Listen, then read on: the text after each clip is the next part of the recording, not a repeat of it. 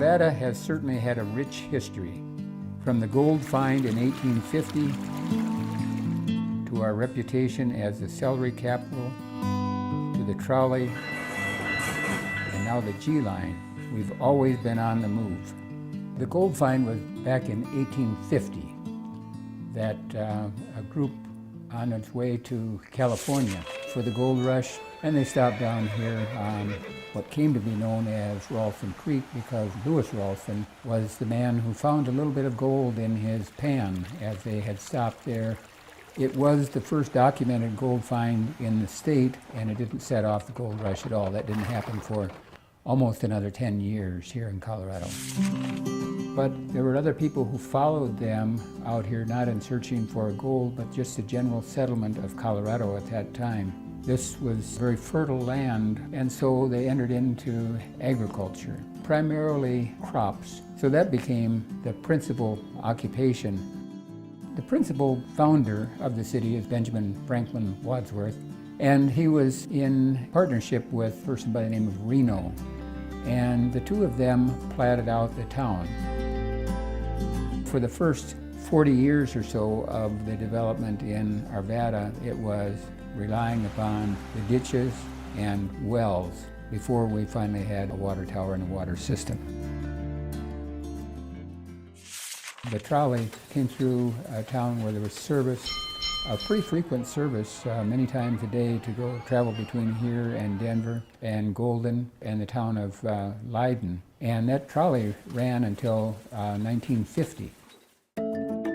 When we look at our more modern history, over time the footprint or the built environment of Arvada has changed very significantly through the addition of new houses. We have now 4 police stations, a number of fire stations, the Apex Recreation Center. There are just so many new public buildings over time, which kind of defines the city, but also is a result of the growth of the city.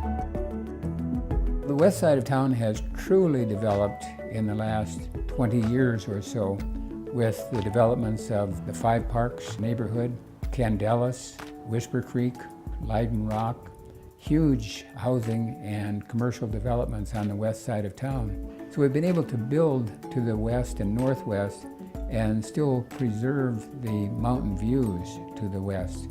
Another factor I think is truly important is the development of our parks and trails system within Arvada.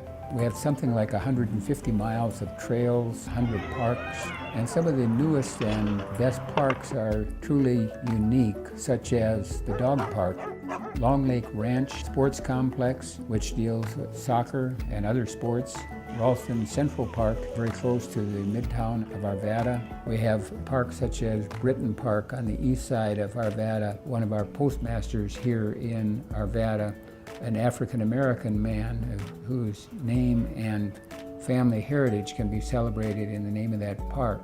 Our goal has been over time to place everyone within about a 10-minute walk of a city park. And I think we've pretty well accomplished that, so we've got a wonderful park system. I think what I like best about Arvada, much of our history is captured in the names and the locations of our parks and our trails, so that when we talk about the Ralston Creek Trail, it makes us think back to Lewis Ralston. When we talk about Wadsworth Boulevard, Wadsworth Bypass, we think back to our founders. If we should walk through Old Town, we will still see the old buildings that have been here for longer than a century, as well as new development that has been made possible through the Arvada Urban Renewal Authority. For me, it's important to remember the history because our city didn't come to be what it is today by accident. There was a lot of planning, a lot of vision, a lot of decisions that were made over time. And as we look back on those decisions and the vision that people had, we learn what was most important to them and what their contributions have been to the way we see our city today.